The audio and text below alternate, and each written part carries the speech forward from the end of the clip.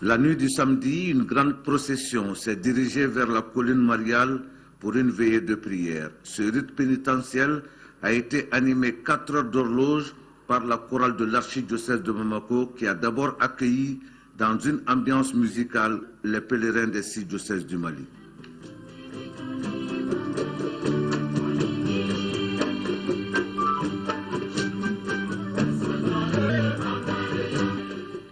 Ensuite, elle a construit des scènes chorégraphiques sur le thème du pèlerinage.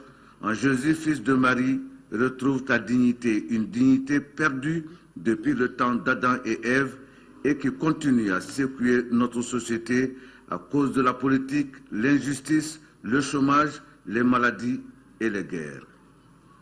Il faut préciser qu'au cours de cette veillée de prière, les acteurs de la chorale de Bamako ont démontré que seul à travers Marie, Jésus nous donne notre dignité et le Mali a besoin de cela pour faire face à tous les maux qui rongent notre société.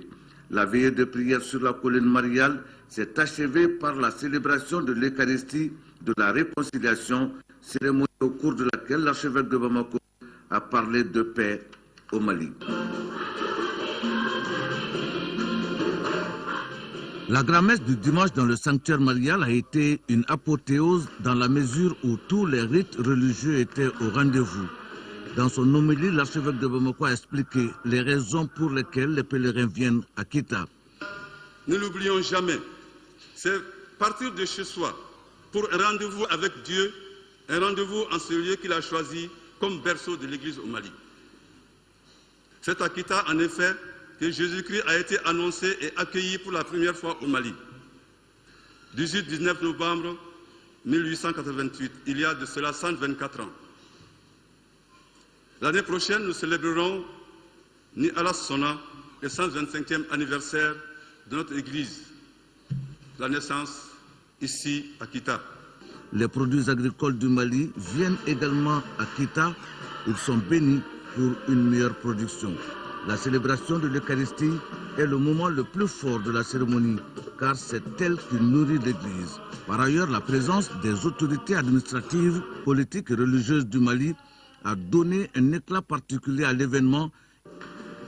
Je me réjouis parfaitement du thème de cette année, en soulignant que notre pays, malgré les difficultés du moment, aspire à retrouver sa dignité. Toute sa dignité, rien que sa dignité.